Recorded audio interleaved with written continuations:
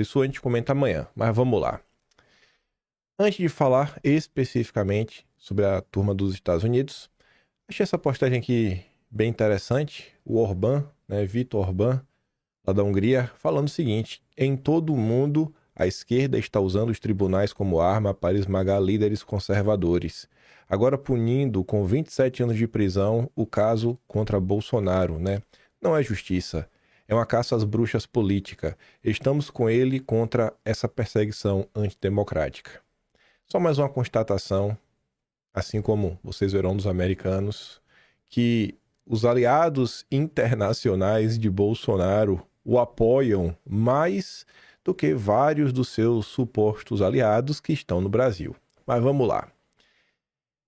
Folha de São Paulo aqui dá destaque a fala do Rubio, que, até já adianto, já foi postada no perfil oficial do Departamento de Estado, com a seguinte legenda: com a condenação do ex-presidente brasileiro Bolsonaro, fica claro que o Estado de Direito está se rompendo no Brasil. Sentiu o drama, né? Mas vamos lá, o que foi que ele disse? Chefe da diplomacia dos Estados Unidos prevê anunciar nos próximos dias resposta à condenação de Bolsonaro. Eu acho que tudo convergia, né, para alguma coisa acontecer. Acho que estava esperando exatamente isso, o desfecho do julgamento. E eu acho que também algumas pessoas deram mais motivos. E tá ali. Marco Rubio, que é o equivalente ao ministro das Relações Exteriores dos Estados Unidos, afirmou que deve haver anúncios de respostas do país à condenação do ex-presidente Jair Bolsonaro. A declaração foi dada pelo chefe da diplomacia americana em entrevista à Fox News. Aspas. A resposta é que o Estado de Direito está se deteriorando. Você tem esses juízes ativistas, um em particular, que não apenas perseguiu Bolsonaro, mas também tentou impor reivindicações extraterritoriais até contra cidadãos americanos ou contra alguém postando online de dentro dos Estados Unidos e chegou a ameaçar ir ainda mais longe nesse sentido. Quem será que pode ser esse ministro, né? Eita, tá difícil de adivinhar. Aí a Folha de São Paulo vem, né? Embora não tenha citado seu nome, o secretário fez referência ao ministro Alexandre de Moraes do Supremo. Se a Folha de São Paulo não me falasse, eu não descobria. Então, haverá uma resposta dos Estados Unidos a isso. E teremos alguns anúncios na próxima semana ou algo assim sobre quais medidas adicionais pretendemos tomar. Mas isso, o julgamento, é apenas mais um capítulo de uma crescente campanha de opressão judicial que tentou atingir empresas americanas e até pessoas operando a partir dos Estados Unidos. Está lá o vídeo, está circulando, fala mais ou menos um minuto. Já teve alguns portais de veículo no Brasil que colocaram legenda em português, tiveram pessoas também na rede social que colocaram legendas em português, mas como ninguém dublou o vídeo, eu não vou dar play no áudio em inglês, né? Mas vamos lá. No primeiro minuto do dia de hoje, a turma da Malu Gaspar, que é quem Eduardo aí e o Paulo Figueiredo vem conversando, posta o seguinte: para aliados de Eduardo Bolsonaro, novas sanções de Trump são iminentes. E aí diz que irá ocorrer ainda esta semana, é o que diz a Globo. Se realmente vai nessa semana específica, não sei, né? Não tô lá dentro para saber, não tô dentro do gabinete do Rubio. Também não acho que os meninos estão, mas é a percepção, às vezes, de conversar com uma pessoa ou outra, mas eu acho que está precificado que vai rolar. A principal aposta segue sendo o entorno de Moraes, incluindo a sua mulher e possivelmente os seus filhos. Veja só, família unida. Uma empresa mantida por Viviane e os filhos, que é dona de diversos imóveis do casal, com valor de mais de 12 milhões de reais, o Instituto Lex de Estudos Jurídicos, também está na mira de Washington. Como publicamos no blog, um mapeamento do governo Trump identificou o repasse de residências de luxo para a propriedade do Lex, além da sede do escritório da mulher do ministro. Isso aqui eu achei curioso. Um mapeamento do governo Trump. São algumas informações que vocês perguntam, né? Como é que essas informações apareceram? Não parece que Eduardo e Paulo Figueiredo acharam no Google. E a imprensa já tinha comentado sobre uma questão ligada, né? É um relatório de inteligência. Aí você vê, né? O mapeamento do governo Trump. Fica cada vez mais claro que não foi Eduardo e o Paulo Figueiredo que descobriram algumas coisas. O que eu acho que dá para inferir que existe sim uma vontade internacional de tentar trazer um pouco de democracia para o Brasil. Um dos objetivos dos bolsonaristas, ao colocar Viviane sob a mira de Washington, é impor à mulher e o escritório de Moraes as duras restrições financeiras da Magnitsky, o que eventualmente poderá dificultar ou inviabilizar o negócio com prejuízos inestimáveis aos seus clientes poderosos. Vai se criando um clima, né? Aí não para por aí. Nas últimas horas também, Jason Miller, esse daqui já é da casa, né? Não é surpresa para ninguém, compartilhou a matéria do Wall Street Journal, o jeito brasileiro de fazer justiça conquista Bolsonaro. E ele coloca um destaque para uma fala dessa nota. O Supremo, tendencioso, condena Bolsonaro e dá-lhe 27 anos, né, de prisão.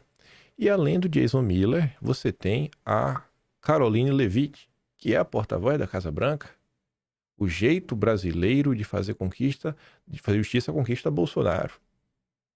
Então, para quem dizia que era um assunto ali, que ia ficar esquecido, em segundo plano, etc, tudo mais, que ninguém liga, que o Trump tá ali, depois ia deixar de lado, bom, a realidade vem se impondo dia após dia, semana após semana, e a treta segue no ar. E o que é que diz essa nota? Nota bem curiosa, bem detalhada, muito bem escrita. Às vezes me passa a impressão que essas pessoas estão mais por dentro do Brasil do que alguns de nossos parlamentares. Tá ali, ó. O jeito brasileiro de fazer justiça conquista Bolsonaro. A Suprema Corte Tendenciosa condena o presidente e lhe dá 27 anos de prisão. Mais uma matéria da O'Grady, que é uma das principais colunistas do Wall Street Journal quando se trata de Brasil. Ela vem falando muito de Brasil já por um bom tempo. O veredito é um duro golpe para os apoiadores de Bolsonaro. Mas muitos outros brasileiros, embora não fossem fãs do ex-presidente, também esperavam um resultado diferente. Há anos eles se preocupam com o politizado Supremo. Agora, o Tribunal Superior permitiu que o Ministério Público Federal leve Bolsonaro a julgamento em Brasília, sem recorrer a instâncias inferiores, com o propósito expresso de prendê-lo, que se dane o Estado de Direito. Houve notícias animadoras na quarta-feira. Fux apresentou uma foto dissidente de 452 páginas, expondo as inúmeras violações do devido processo legal no caso, incluindo a incompetência do tribunal, um dos pontos, que o Fux, inclusive, fala sobre a possibilidade da anulação total do julgamento. O Fux citou contínuos vazamentos de dados pela acusação, não catalogados ou organizados e sem o conhecimento da defesa, que chegaram nas 100 terabytes, incluindo 225 milhões de mensagens. Ele observou a flagrante falta de provas para sustentar as acusações. Fux, indicado ao Supremo em 2011 pela Dilma, enfim, votou pela absolvição de Bolsonaro em todas as acusações. O tribunal estava ideologicamente inclinado contra Bolsonaro. O ministro que presidiu o caso era Moraes, um notório adversário de Bolsonaro. Ele votou pela condenação em todas as 5 acusações. A mesma coisa fez o Flávio Dino, ex-ministro de Lula. O ex-advogado pessoal do senhor Lula, o ministro Cristiano Zanin, também votou pela condenação. Isso foi suficiente para a condenação, embora um quarto ministro, indicado por Lula, também tenha se juntado à maioria. Você vê que é a festa democrática, mas obviamente, gente, foram votos técnicos, sempre técnico, tudo técnico.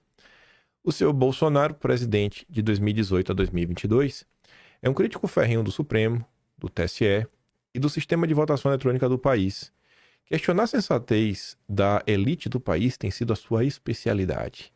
Bolsonaro tem defendido repentinamente a implementação de alguma forma de auditoria da votação eletrônica. Como candidato e como presidente, ele poderia ser desrespeitoso e desconsiderar o protocolo. Isso o tornou um herói para milhões de brasileiros que se sentiam esquecidos.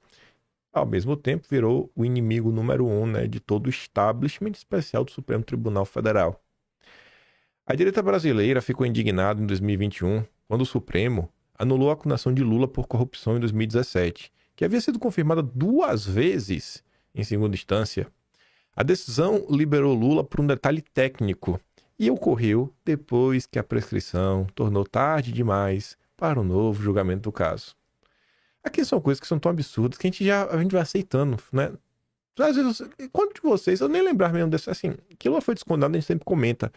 Mas que falar que depois da descondenação, Lula não foi julgado de novo porque prescreveu o processo, né? É uma coisa que pouca gente comenta. Pouca gente comenta. A justiça de Lula ficou por ali. Não, tá de boa, vida que segue. O foro tava no lugar errado, não era pra julgar em Curitiba. Pobre coitado do Lula. Lula concorreu à presidência novamente em 2022, contra Bolsonaro. O Tribunal Eleitoral, presidido por Moraes, usou seu poder para silenciar os críticos de Lula.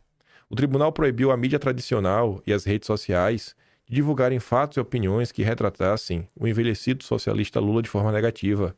Afirmou que estava combatendo as notícias falsas quando os brasileiros que usavam as redes sociais se recusaram a obedecer. Moraes investiu contra as empresas de tecnologia que forneciam, né, as plataformas. E teve gente aí que, inclusive, tomou um gancho. Quando Lula foi declarado vencedor naquela disputa, Bolsonaro duvidou dos resultados e seu partido recorreu judicialmente. Por recorrer, vocês acompanharam na época, né? O partido do Bolsonaro foi multado, na época, em 22 milhões de reais, que ela coloca ali, né? O tribunal acusou o PL de má-fé e multou o partido em mais de 4 milhões de dólares. Bolsonaro parece ter se reunido com pessoas, incluindo militares, para discutir o que seu gabinete precisava fazer para transferir o poder de acordo com a Constituição, caso fraude eleitoral fosse descoberta. O Ministério Público alegou ter encontrado um projeto de decreto que contemplava um plano para invocar a lei marcial. No entanto, como observou o Fux, nenhum documento desse tipo foi protocolado no tribunal, né? Ninguém fez nada, ninguém tomou assim nenhuma ação real. Tampouco foram apresentadas provas de que Bolsonaro tenha tomado medidas para decretar o estado de sítio. Fazer brainstorming não é crime, e nem intenções nem discursos são suficientes para condenar por tentativa de golpe. Aí veio a imprensa, que sensacionalizou a notícia de outro documento, este escrito por um general, que era o punhal verde e amarelo, que ele cogitou maneira, né, de dar fim no Lula, seu vice e o ministro, e aqui eu não sei se foi bem assim, pelo menos em relação ao ministro. E esse é um ponto que eu acho que caberia, inclusive, olha só, vê se eu tô sendo chato. Vê se eu tô sendo chato. Você tá diante de você o julgamento mais importante do país. E diversas pessoas sendo acusadas de extremistas, disso, daquilo, outro, etc, tudo mais. Você não acha que, numa situação como essa, você tá diante de um assunto que as pessoas deveriam ter um vasto domínio, em especial todo mundo que quer ser candidato, em especial candidato à presidência, porque uns estão falando que vão anistiar. Tem que saber do que você está anistiando as pessoas. E você tem que se perguntar, cara, esse plano aí, o que é que estava lá escrito? E mais, estava dizendo que era realmente, né, dar fim na vida da pessoa? Estava isso claro? Onde é que está sendo dito isso? Eu pergunto a vocês por causa do seguinte, eu acho que essa questão do verde e amarelo foi de novembro do ano passado, se eu não estou enganado. Deixa eu ver aqui. 2024, novembro. Deixa eu botar aqui assim. Deixa eu ver. Operação Kids Pretos. Lacunas e questionamentos. Deixa eu ver isso aqui. Calma lá que não é bem assim. Deixa eu começar por aqui. Calma lá que não é bem assim. Tá. Não. Não é isso que eu quero. Também não é isso que eu quero. Eu quero a matéria do David Agape. Uma longa matéria do David Agape. Ele que fez. Tá, vai descendo, descendo. Lacunas e questionamentos, tá? Investigação da PF sobre plano tem indícios e lacunas. Realmente, tem muita lacuna, né? Nesse ponto aí. Aí, ó.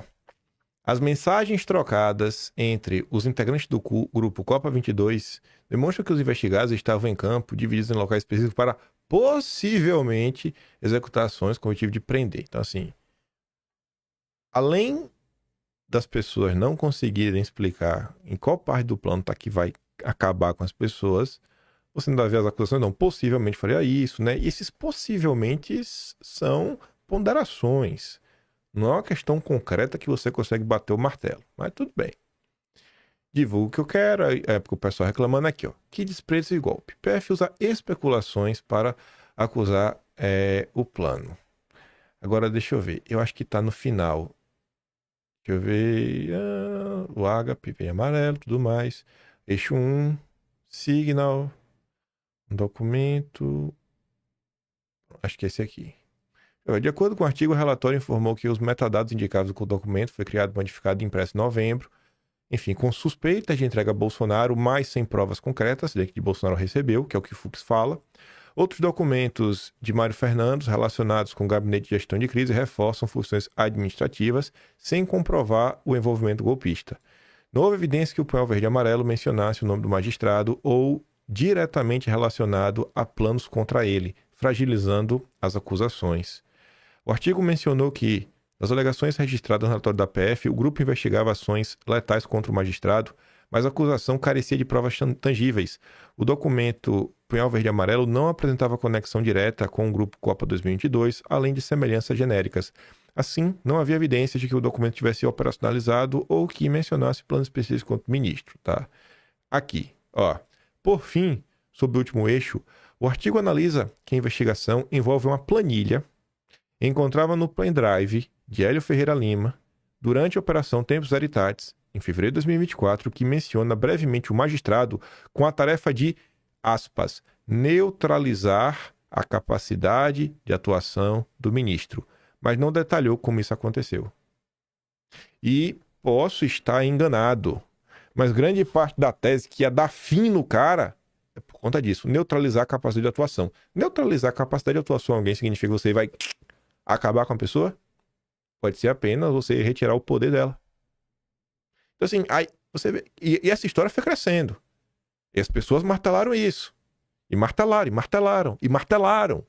E martelaram nas redes sociais, né? Algumas pessoas martelaram. O Agape escreveu. Aí você tem que se perguntar, né? Onde estão os aliados de Bolsonaro? A galera que fala tanto, né? Do trabalho que tem que ser feito, que faz, que acontece, deputados, senadores, todo mundo aí com equipes gigantescas, todo deputado, todo senador, sabe, até os pés de chinelo, tem algum jurista na sua equipe jurídica. Cara, não tem ninguém para acompanhar de perto, olhar esses pormenores, sabendo que tu vai dar entrevista, sabendo que tu vai ter a oportunidade de conversar e sabendo da tua força na rede social para ajudar a desmentir pontos-chave das acusações contra Bolsonaro. E o Agape, se eu não tô enganado, deixa eu ver se tem uma matéria do bastidor depois.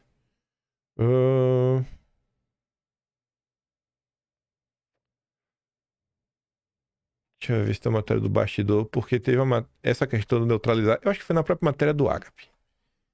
Eu lembro que uma das matérias na época tinha essa planilha, a foto dessa planilha. Deixa eu ver se foi tu, Agape.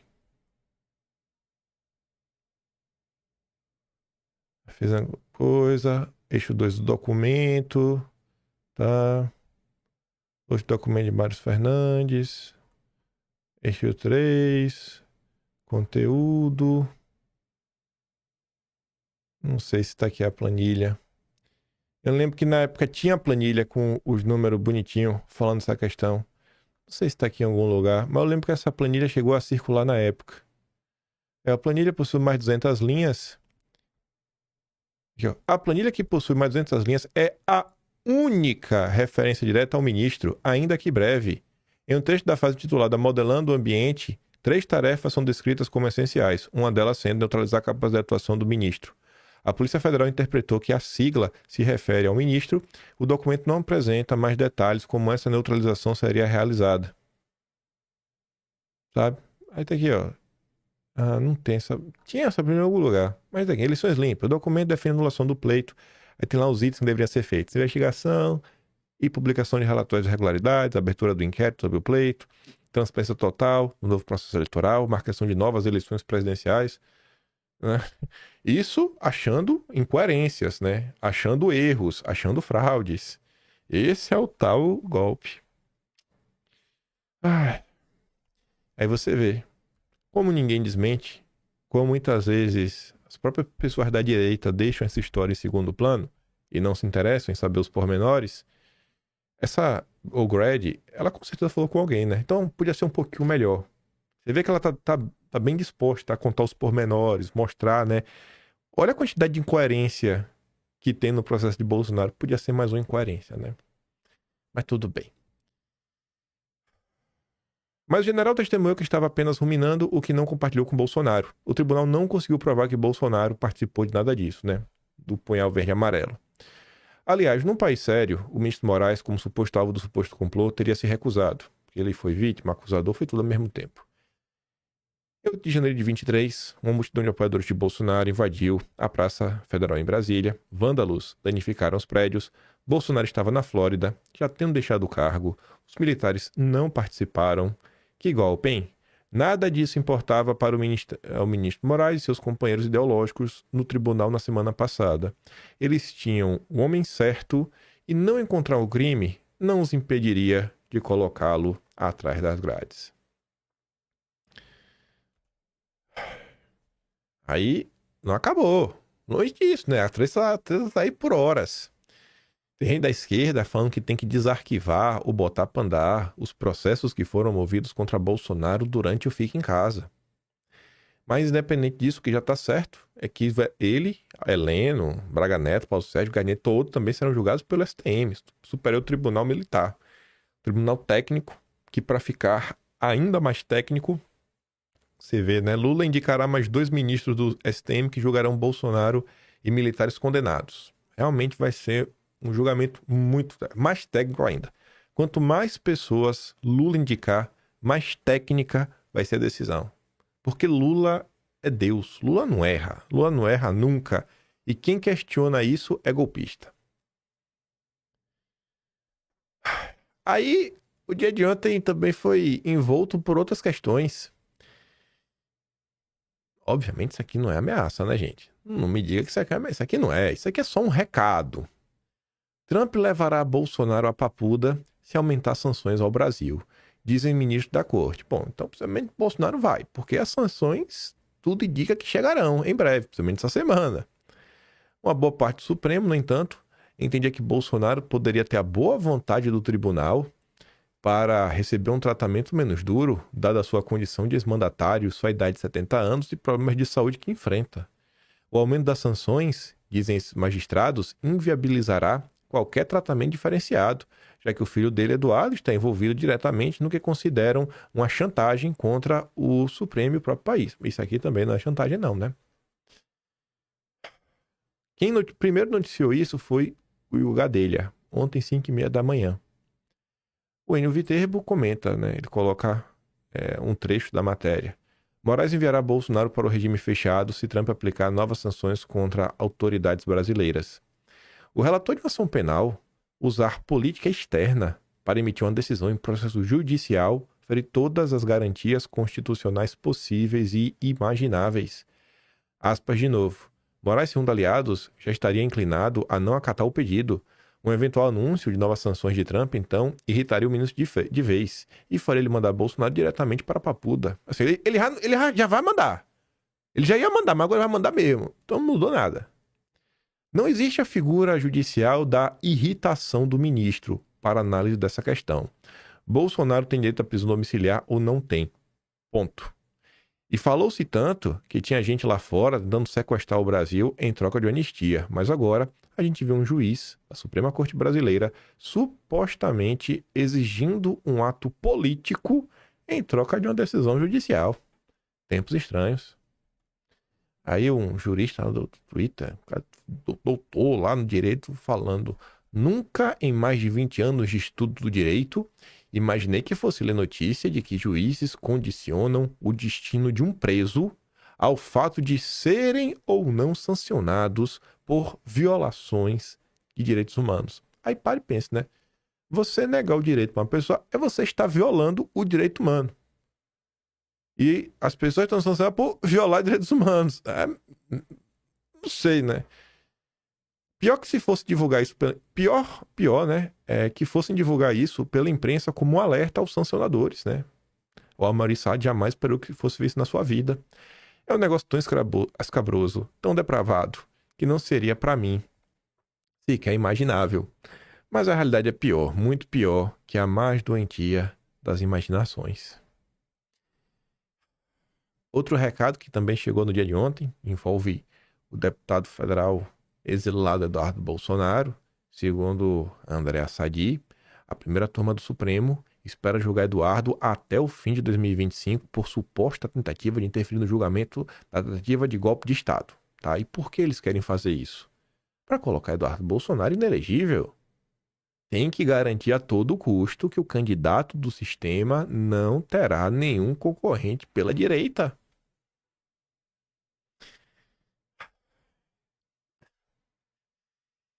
Aí o Enio comenta de novo, né? Vamos tratar com normalidade que juízes da Suprema Corte admitam que querem ver o investigado ser denunciado. Integrantes da corte avaliam que essa investigação vá a julgamento até o final do ano. A denúncia foi aceita antes de ser oferecida. Incrível! O novo processo penal brasileiro não precisa nem da denúncia do Ministério Público. Porque, a gente, cabe ao Ministério Público oferecer a denúncia e a denúncia ainda pode ser rejeitada. Então você não sabe nem o que vem na denúncia, mas já está aceita. Este é o Estado Democrático de Direito. Aí o ministro Gilmar aproveitou o dia de ontem, no evento do Barulho, o Fórum Já, Direitos da Democracia.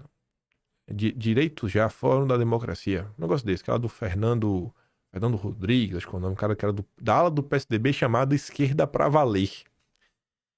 É um grupo aí que há muito tempo já se encontra. Aí organizaram um ato pela democracia.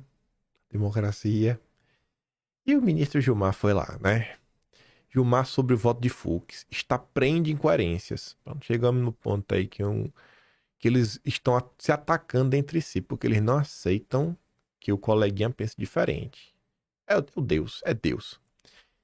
Aí, enquanto Gilmar não aceita o voto do Fux, outro jurista, com certeza um inepto, porque se ele discorda do Gilmar Mendes, ele está errado.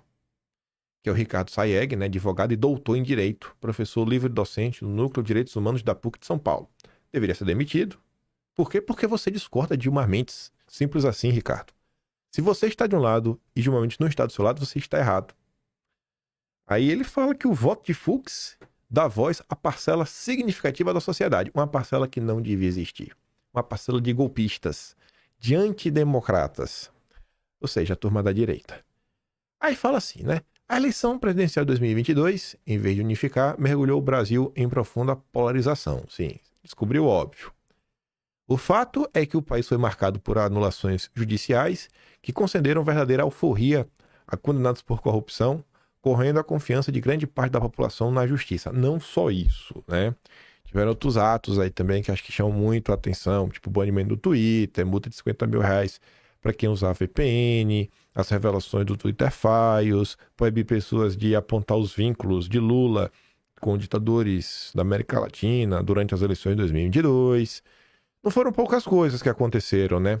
A Bárbara, do Te Atualizei, que teve um processo, um inquérito aberto contra ela, né? Uma apuração, porque ela ganhou um selo de verificado. Você lembra desse caso? Coisas que só acontecem na democracia. Milhões de brasileiros se sentiram traídos e tomados por um sentimento cívico de legítima defesa nacional. A coesão social quase se rompeu, porque tanto a direita quanto a esquerda se mantiveram entrincheiradas em suas convicções. A sorte do Brasil é que seu povo, por natureza, é pacífico. O ápice da indignação foi de janeiro, cujo vandalismo, embora reprovável, foi punido de forma desproporcional. Pois é, né? A exemplo da emblemática condenação de 17 anos de prisão pela pichação de batom no Monumento da Justiça. É proporcional isso? Discordo desses atos, mas é inegável que nesse ambiente carregado, as ideias extremas como a eliminação de autoridades ou derrubada do governo povoaram o imaginário de milhões de cidadãos. E esse ponto aqui não é bobagem. Isso daqui, na minha concepção, de quem olha de fora, de quem lê o que sai na imprensa, de quem vê o debate público, vê as entrevistas, eu acho que falta as pessoas botarem um bumbum na cadeira, pegar, estudar, aprender a história da perseguição e sempre que tiver uma oportunidade, colocar na imprensa o seguinte: vem cá, vocês falam tanto de radicalização. Como é que vocês não conseguem enxergar a parcela, ou melhor, né, a fatura, o boleto Pagaram muito, né? A grande contribuição de vocês da imprensa e também do Poder Judiciário para criar esse cenário. Porque a história que se vende para o Brasil, e é uma história que eles vendem sem nenhum tipo de contraponto, porque ninguém rebate, é que tudo que acontece no Brasil foi causado pelo bolsonarismo. Do nada, assim. Tava todo mundo em paz, tava todo mundo quieto, ninguém fez nada e o bolsonarismo resolveu atacar. E depois estava todo mundo quieto de novo e o bolsonarismo atacou. Sempre tá todo mundo quieto e o bolsonarismo está atacando sem nenhum motivo. E eu acho que não é bem assim. Eu acho que vale a pena explicar. Colocar a coisa sob outra perspectiva, sobre outra ótica. Relembrar não só o que o judiciário fez, mas o que o legislativo fez, o que a imprensa fez. Quando a imprensa dá vazão, dá voz e trata com a maior normalidade do mundo, o povo jogando bola com a cabeça do Bolsonaro é o quê? Quando a própria Folha de São Paulo, que essa matéria está sendo publicada, pelas penas, né, a pena de escrever, do Hélio Schwartzman, diz que por que eu torço que Bolsonaro morra? Quando esse tipo de coisa é publicada, isso gera que tipo de sentimento nas pessoas? Quando o povo está vendo que o presidente da República está tentando apenas modificar a estrutura do Planalto, ou seja, o número de ministérios, e o presidente da Câmara sequer pauta, podendo deixar caducar, isso é o quê? Como é que o povo se sente? A primeira vez que o povo foi para as ruas foram as manifestações de 26 de maio de 2019, para obrigar o Rodrigo Maia a pautar, só colocar em pauta a MP 819, 890, uma coisa dessa, que era MP para reformular isso. Então, assim, todo esse sentimento de revolta, ele nasce de alguma coisa. Eu não acho só que essa questão da corrupção, da descondenação do Lula, porque essa revolta ela não vem de agora. Foram meses e meses e dias e semanas e anos até chegar em 2021, pelo amor de Deus, pô. Mas infelizmente tem ninguém, né, pra ficar fazendo um contraponto. A missão de pacificar o Brasil cabe também ao Supremo, apesar de mais condenação imposta a Bolsonaro em nada contribui com esse propósito. Talvez a condenação de Bolsonaro seja apenas vingança. Há uma diferença intransponível entre inconformismo e o golpe de Estado. A democracia vive da dialética, do confronto de visões, jamais da violência. Crimes comuns, se comprovados, devem ser punidos como tais, mas não transmutados em crimes contra o Estado democrático de direito. É nesse contexto que não entendo como correto o Supremo ter condenado desproporcionalmente os militantes e Bolsonaro pela suposta trama golpista. Concordo com o Fux, que votou pela absolvição e vou além. No mesmo ato, o Fux deveria ter concedido de ofício habeas corpus coletivo para libertar os condenados do 8 de janeiro. Desconheço provas concretas que justifiquem as sentenças. O que se verificou foi a criminalização de sentimentos nacionais sem início de execução de atos reais de golpe ou de abolição violenta da ordem constitucional. A acusação contra Bolsonaro se sustenta em elucubrações, minutas, cartas e planos nunca iniciados. A lei pune apenas condutas reais e não atos imaginários. Como destacou Fux, a simples existência de um plano não caracteriza golpe de Estado da organização criminosa. Não houve demonstração de comando efetivo por parte de Bolsonaro para o início de um golpe. Tais imputações transformam divergências políticas em crimes contra a democracia. O debate democrático pressupõe a livre manifestação, inclusive de ideias impopulares, radicais ou minoritárias, ainda que delirantes. A liberdade de expressão não serve para proteger o consenso, mas o dissenso. A Declaração dos Direitos Humanos e do Cidadão de 1789 já proclamava que a livre comunicação das ideias é um dos mais preciosos direitos do homem, punindo apenas abusos, jamais opiniões políticas. Reconheço que os ministros do Supremo atuaram com bons propósitos. Há divergências, viu? Mas a democracia fica enfraquecida quando se pune pesadamente conjecturas e posições políticas. Abre-se uma ferida no pacto constitucional, pois a criminalização do dissenso político é incompatível com o regime de liberdades. O voto de Fux deu voz à parcela significativa da sociedade e resguardou o espírito da pluralidade em nosso país. Emerge então a questão inevitável: até quando essas draconianas punições contra a liberdade de opinião resistirão ao crivo da história e à revisão constitucional? Bom, revisão constitucional depende do clima político, depende da quantidade de pessoas eleitas, por quais partidos, quem será nomeado. E o crivo da história, bom, hoje, com tudo isso rolando, a turma já está deixando em segundo plano. Será que daqui a 10 anos quem tem voz, quem tem engajamento, essas lideranças políticas, será que essa turma daqui a 10 anos vai estar disposta a contar? Eu espero que sim, né? Mas eu aposto que não. E como o judiciário tratará daqui em diante manifestações tidas como os radicais ou delirantes que permaneçam no campo da opinião e não da ação concreta? A resposta eu acho que é fácil de apontar, mas eu me recuso a falar. No mesmo evento, o grande ministro Gilmar Mendes falou que o Supremo não vai aceitar impeachment de ministro. Não, deve ser mesmo. Tem que aceitar mesmo, não, bicho. Tem que prender todo mundo. Não vai aceitar. Já viu? Um dos dos motivos do ato, eu nem lembrava que tinha colocado isso daqui, ó. Pra que foi esse evento, né? Da defesa da democracia. Bom, um dos objetivos principais desse ato, que contou com a presença de representantes de 11 partidos, foi deflagrar um movimento para contrapor o avanço de candidaturas bolsonaristas ao Senado, dentro de uma estratégia desse grupo político de articular impeachments de ministros do Supremo. Aspas. Não espero que o Senado venha agir para buscar vindita em relação ao Supremo. Impeachment deve ser um processo regular. Se for por conta de voto de ministro ser irregular, o Supremo não vai aceitar. Não vai aceitar, não vai aceitar. E tá aí, né? O Supremo já está articulando com os partidos para derrotar o bolsonarismo nas eleições. Sensacional. Viva o Estado Democrático de Direito. E não para aí, né? Porque no meio dessa confusão a gente discute anistia.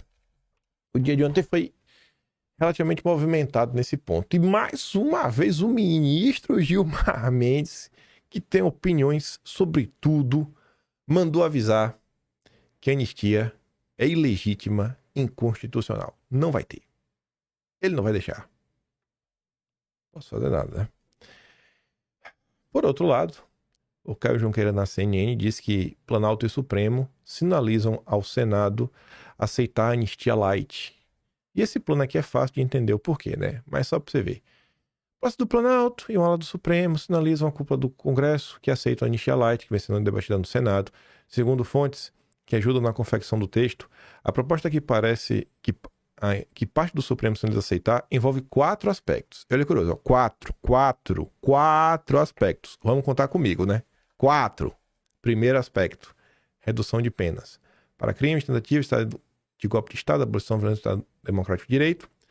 Segundo ponto, agravamento da pena se a abolição violenta do Estado Democrático de Direito for cometida mediante tentativa de golpe de Estado. Terceiro, criação de um tipo penal específico com penas menores para quem comete crimes contra a democracia influenciado por multidão, mas sem ter exercido papel de liderança ou financiamento. Tá. Cadê o 4? Cadê o 4? Não tem. Não tem. Esse é o Caio Junqueira, né? São 4 aspectos. Tem 3.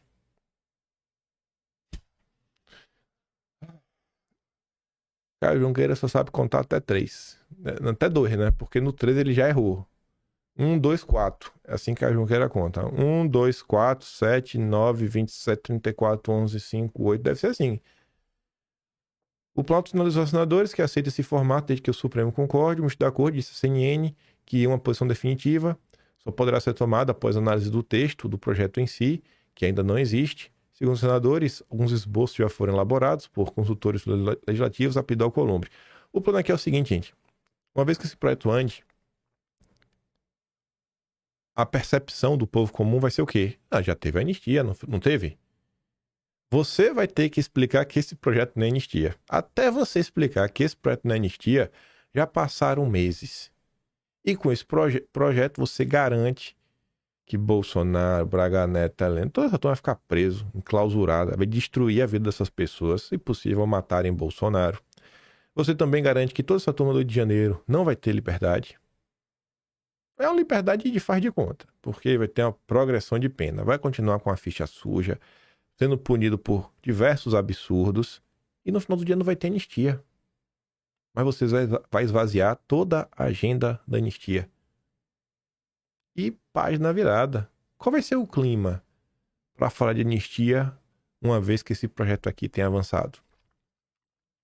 Me diz. Lula reafirma Hugo Mota ser contrário à anistia de Bolsonaro, né? Caio Junqueira descobriu a roda. Se o Caio Junqueira não me contasse, eu não saberia. E diz que, a depender do governo, nem paute. Mas nem paute. Mota tenta postergar a anistia para construir alternativa com Senado, Supremo e governo Lula.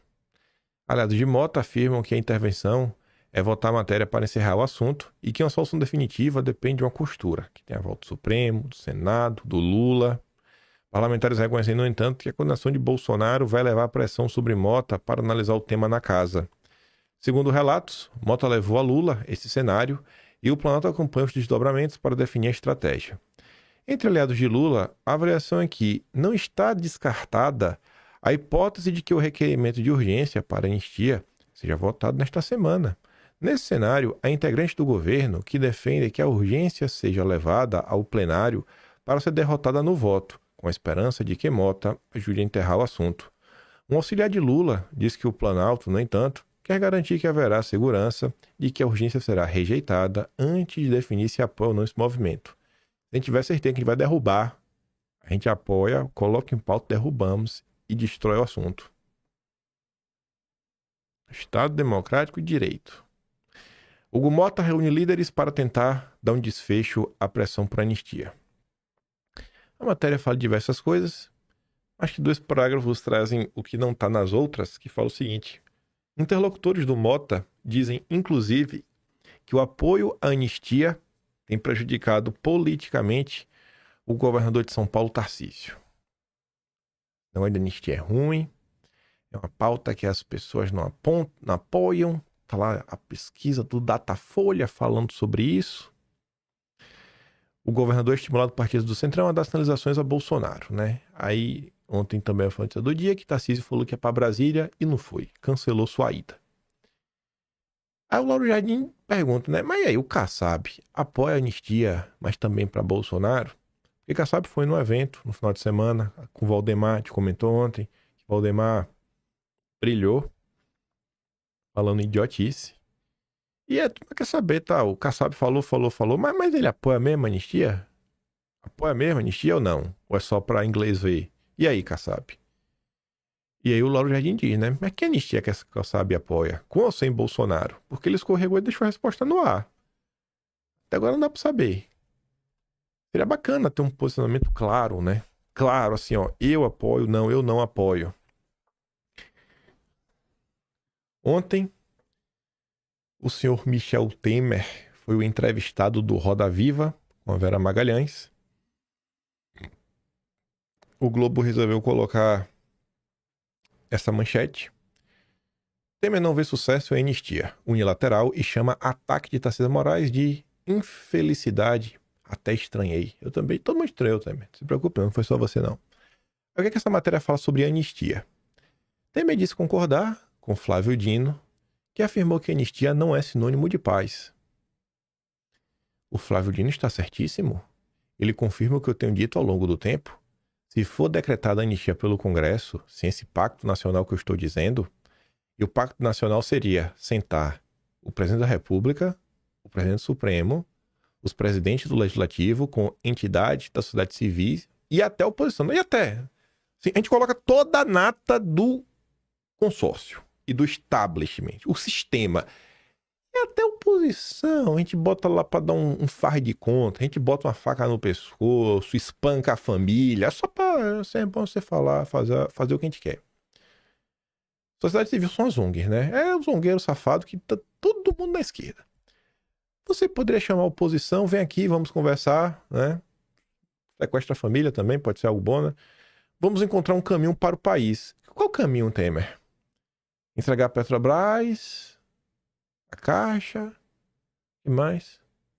Banco do Brasil, manter Bolsonaro preso, Eduardo exilado, garantir que ninguém com ideias de direita, assim, questões ideológicas, possa ser eleito. O que mais? O que mais? Fala aí pra gente saber. Que plano é esse, Temer? Isso precisa ser uma conjunção de setores. Se for só do Legislativo, vai ser levado ao Supremo, e nesse sentido, o Flavinho tem razão. Unitariamente decretada anistia, sem esse pacto, não dá resultado. É o acordão. Esse é o mega acordão para garantir que o bolsonarismo será enterrado de vez. Aí nessa mesma entrevista que ele fala do Tarcísio, né? Aí fala, nossa, ele é muito poderado. Nesse caso, houve uma infelicidade dele. Como você pode explicar isso? Acho que foi o clima político em que ele tinha que envolver os bolsonaristas, porque mesmo entre bolsonaristas havia críticas à posição dele. Ele quis trazer o bolsonarismo. Sei que ele se dá bem com o ministro do Supremo, com o Alexandre. Até estranhei. Mas acho que ele pode recompor. Já recompôs já. Mas o cadeirudo tá aí. Quem que acredita, rapaz? Aí a Globo comenta, né? Tarcísio cancela a viagem a Brasília em que irá tentar destravar e iniciar Bolsonaro. Aí você vê aquela matéria do Globo falando, não, achei isso aqui muito curioso. E a jornalista em vídeo, ela fala sobre isso, que tem uma percepção que um dos motivos da possível não ida é exatamente pelo desgaste que a anistia pode causar, que tá ali, né? Interlocutores do Gumoto diz que a anistia, ou apoiar, prejudicam as pessoas eleitoralmente falando. Enfim, a Globo News apurou que a viagem de Tarcísio foi cancelada porque a avaliação é que todos os movimentos para pautar a anistia já foram feitos e que a articulação está bem encaminhada. Parece até o Valdemar falando, né? Que tudo que tinha para fazer no Supremo já foi feito. Agora é página virada. Aí ontem, as pessoas criticaram bastante o Tarcísio. Eu acho que fica fácil de entender. Aí, às 10h34 da noite, o Flávio Bolsonaro saiu em defesa do Tarcísio. Ele publicou essa matéria do Andreasa. Essa seta em vermelha fui eu que coloquei, não foi o Flávio, fui eu que coloquei. O Flávio Bolsonaro fala assim, ó. A Corja tenta a todo custo manipular os apoiadores de Bolsonaro e enxergar Tarcísio como traidor. E o único intuito é tentar isolar Bolsonaro. Não conseguirão, pois a lealdade de Tarcísio a Bolsonaro é muito maior que o medo de Lula de encarar Bolsonaro nas urnas. Bom, esse final, Flávio, vou te falar assim, de coração, como uma pessoa que tá aqui sempre passando pano para teu pai. Lacrada boba, sabe? O Lula não quer encarar Bolsonaro. O Lula é só uma marionete, cara. Se você tá colocando que o problema é o judiciário, é melhor você falar do judiciário, bicho, sabe? É melhor nem falar do Lula, falar um papo assim meio bobo, sabe? Cansado. E o pior é o seguinte, eu sempre tô aqui criticando a galera que só lê manchete. E nesse caso, até a manchete vai em outra direção. Porque se você ler, ó, a matéria não tá falando. Eu vou ler a manchete depois. Enfim. A manchete é: sócios de Tarcísio fazem as contas e investem na traição light a Bolsonaro. A matéria não tá falando. A manchete não é: Tarcísio faz a conta e investe. Tá falando dos sócios. Sócios de Tarcísio. Momento de definir como a superação do ex-presidente condenado se manifestará. Essa daqui é uma matéria de opinião. Isso aqui não é uma nota de bastidor, não é uma matéria plantada nem nada. E eu acho que vale a pena dar um bizu. Eu fui ler o que o Andreasa falou e eu acho que o Andreasa tá certo em muita coisa. Não acho que dá pra desprezar. Eu acho que esse recado aí, se quer passar um recado, ó, o Tarcísio tá aqui, tá junto com a gente, nosso aliado, melhor dar, numa boa. Porque essa matéria eu acho que não corrobora com isso daí, porque não é uma matéria que tá falando do Tarcísio em si. Mas acho que tá fazendo uma análise relativamente bem sóbria do cenário atual de Brasil, ó. O que é que o Andreasa disse? O mundo real se impõe e faz acelerar. O julgamento de Bolsonaro projetou no porvir a perspectiva de um novo esquema de poder. É ou não é isso daí? Porque com Bolsonaro preso, sem poder falar nada, você abre um vácuo. Isso é ou não é? Ele só está descrevendo uma coisa. Até agora não tem nem o que questionar. A rapaziada saliva ante a chance de partilhar a esplanada, de controlar a corda e a caçamba com Bolsonaro encostado, seja preso ou indultado. A perspectiva de trair com respeito. Porque se o plano é Bolsonaro candidato em 2026, e tem muita gente, inclusive do Centrão, e já foi notícia ao longo da semana passada, o próprio Eduardo Bolsonaro comentou sobre isso mais de uma vez, a galera tem um sentimento que é a oportunidade perfeita de deixar Bolsonaro de fora das eleições de 2026. Aqui a gente só está escrevendo o que a gente está vendo todo santo dia, o que está todo mundo reclamando. Essa falta de empenho e como se tem diante de nós, né, uma oportunidade, né, para varrer o bolsonarismo. Aí o André segue falando o seguinte, né, estamos no pós-Bolsonaro em função do que todos os agentes políticos e econômicos se orientam.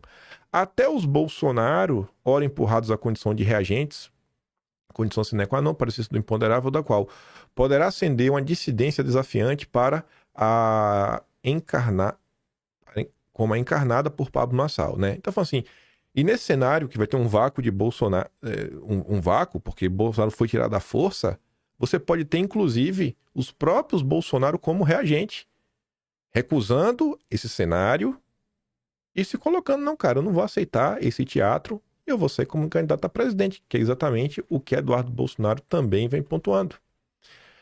A análise do André segue falando: o que está em desenvolvimento agora, até onde se pode controlar, é a forma de superação eleitoral a Bolsonaro. O modo como a traição light se manifestará e se materializará. A maneira com que o bolsonarismo de oportunidades e resultados, representado por Tarcísio, bailará o isolamento carcerário de Bolsonaro para o objetivo de isolá-lo politicamente. A conta da campanha por anistia, mesmo pela light, é cara e não fecha, senão sob teatro. A farsa está em cena, no ato das condolências, do tango pós-condenação, de restrito mesmo, mundo real, somente compromisso pela inelegibilidade ampla e geral do líder golpista. A turma, né, os sócios do governador de São Paulo, no projeto de superação bolsonarista de Bolsonaro sem os Bolsonaro, domina a matemática. A superação bolsonarista de Bolsonaro com os Bolsonaro é tocada por Eduardo. Começar pelo final. A superação bolsonarista de Bolsonaro não tem superação. É apenas assim, ó. Uma forma de manter o legado do bolsonarismo é o que Eduardo vem tentando fazer, se colocando em campo. Porque do outro lado, tem um grupo de pessoas que quer superar o bolsonarismo.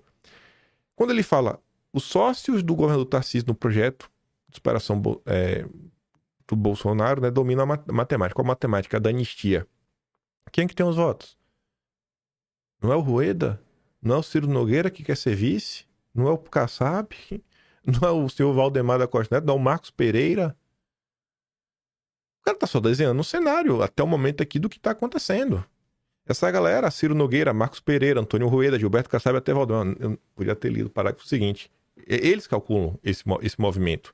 A reabilitação de Bolsonaro, uma anistia que lhe reconstituísse a elegibilidade, serviria ao projeto político de pouquíssimos e viria com arestas supremas tremendas. É a agenda custosa, de mobilização desgastante, em defesa de um parceiro imprevisível, que na hipótese improvável em que a alcançada daria, né, devolveria poder a grupo pequeno e fechado. Vamos olhar o cenário de forma bem simples. Bolsonaro voltando ao poder.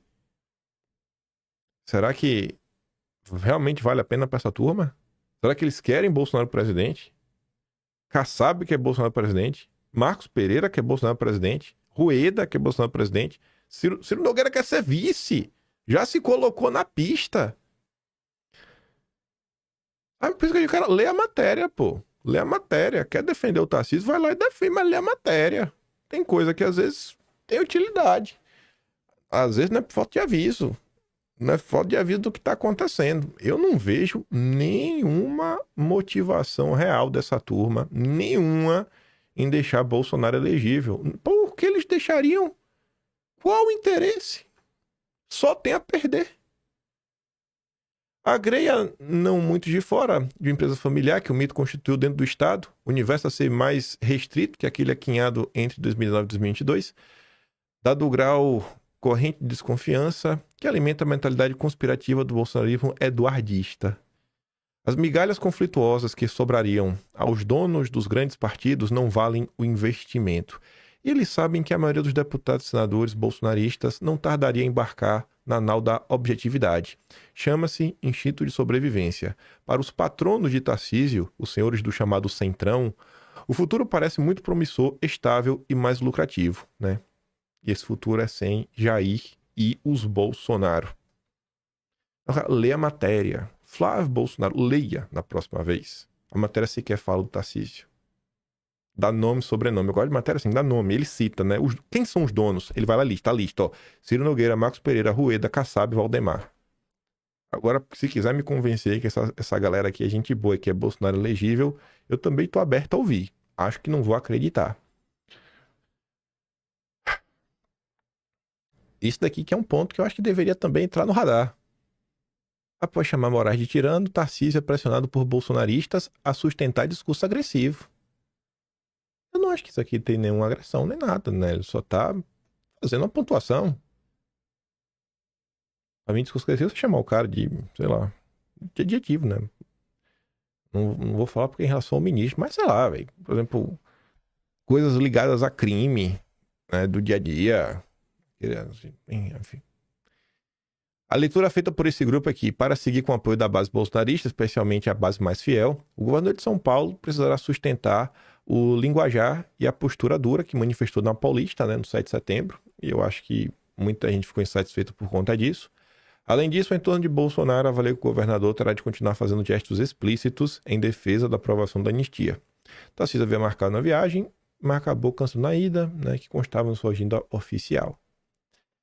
Aí você vê, né, os patronos do Tarcísio. Se direita e centro estiverem juntos, vão ganhar a eleição, tá? Mas e o que é que isso significa? Ganhou a eleição, tá? Mas e o que é que isso significa na prática? O que é que vai ser implementado? Quais lutas serão encampadas? Ou não vai ter luta nenhuma? Não vai ter nenhum embate, nenhum confronto? A gente vai viver em harmonia dos três poderes, porque essa harmonia dos três poderes significa muita gente presa, viu?